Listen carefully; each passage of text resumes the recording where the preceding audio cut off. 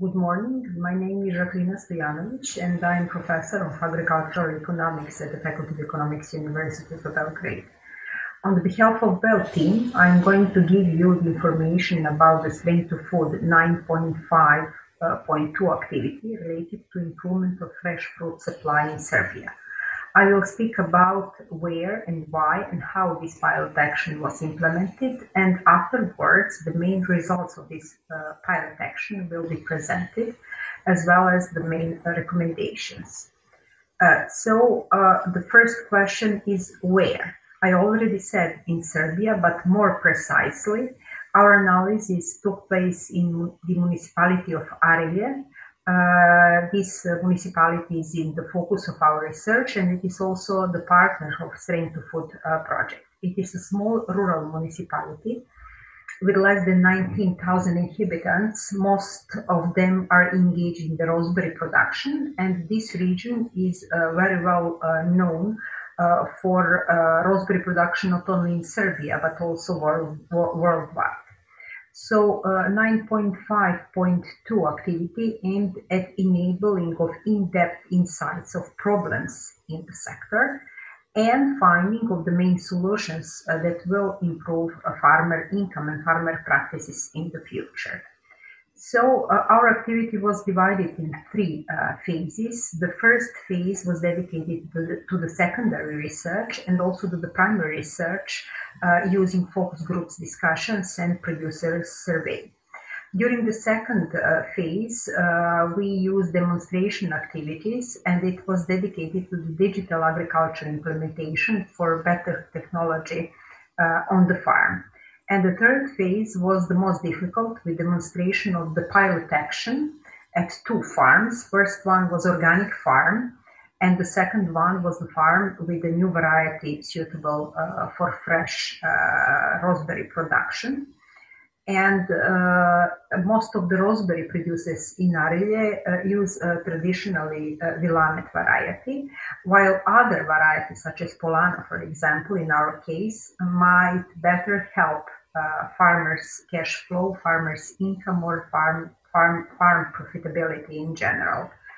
What are the main results? The main problems were analyzed in detail, and they are generally related to market structure and position of small family farmers, and on the other side, on policy measures applied in the practice. And you can read about all these problems in detail in the report. Regarding the market structure, the farm sector is highly fragmented, and there are a lot of small plots, small producers engaged in the raspberry production in our case. And on the top of the sector, there are a limited number of exporters who actually control the total situation. The first finding is related to existence of unfair trade practices, as the most of the contracts are informal, particularly those in the area where farmers cooperate with co-ops or producers organizations. Generally, only 17% of our respondents use this marketing channel, cooperatives actually, as the marketing channel for selling their products. But most of them actually sell their products in direct contacts with traders or exporters. Nevertheless, all producers agree that there are no other alternatives for sale, and that the payments are made with significant delay, no matter of fact what marketing channel was used. This once again confirms unfair trade practices existence.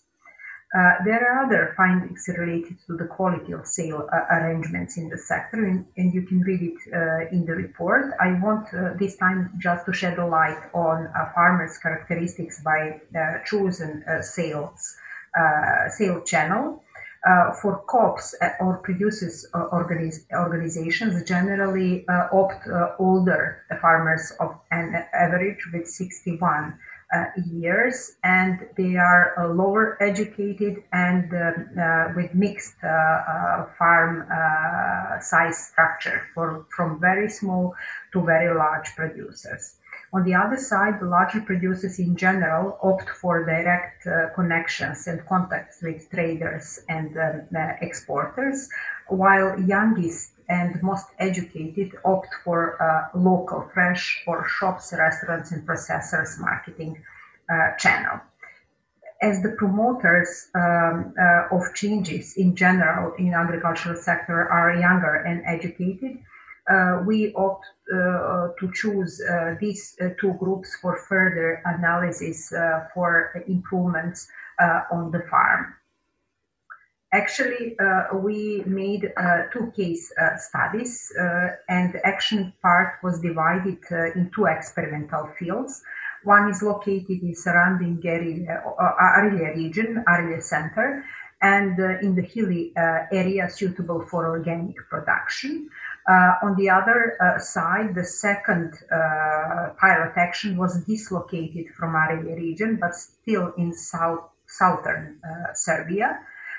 Producers in Arilje are generally reluctant to new varieties introduction, so we had to find a new farm with younger owners in larger surrounding area to demonstrate the possibility for better production and business organization. We wanted to include our producers in this presentation, but we had faced with technical problems. Anyway, farmers managed to send us a short film about the current state of their plants and plantation, and you can see in front old Willamette variety, and behind it Polana variety of raspberries planted on his fields. So this pilot action generally allowed us to compare the economic factors such as the main elements of the cost, yields, income, and profitability of farms. Generally, the most profitable is organic due to higher prices. However, deeper analysis shed light on hidden elements, and these hidden elements are related to unpaid family labor costs. The most of the money stays for the family in the case of Polana variety production due to better use of own resources. It can be seen from the next slide as well. So the picking season is from July to the beginning of November in the case of Polana, instead of 2 months or 1 month in the case of Willamette variety. Having in mind that our producers have faced particular problem in off-farm labor engagement, it might influence significantly their choice of variety in the future. Our activity provoked also producers to ask for other varieties more suitable for fresh fruit supply, such as hippo top. So they are generally more open at the end of the project for the new varieties introduction in their practices. So what are the main policy recommendations?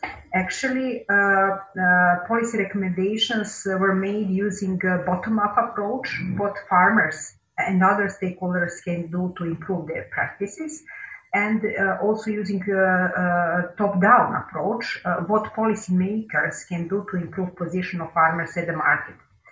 The recommendations go in the line of promotion of higher added value products from product-driven to customer-driven approach. Stakeholders are also advised to introduce new cooperative, and cooperation should be based on cooperation of family farms with small storage capacities to avoid a huge pressure from the trade side of the market. On the other side, a few recommendations are also given regarding the policy change, both to the local and national authorities. Actually, unfair trade practices should be stopped by a new legislation, and innovative actions on the farm should be heavily supported, and agricultural producers should also be advised based on the big data analysis.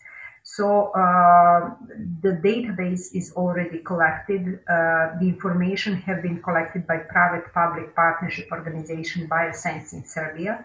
So the extension service all over the country, including the Arilje region, should use this database to help farmers in a more informed choices and to improve in general their practices.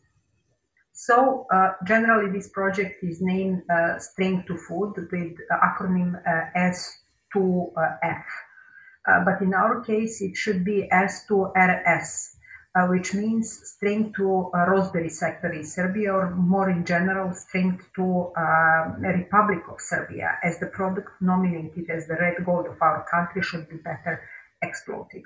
I'm absolutely positive that our producers, based on the findings of the Strength2Food project, will change their practices and improve income in the future.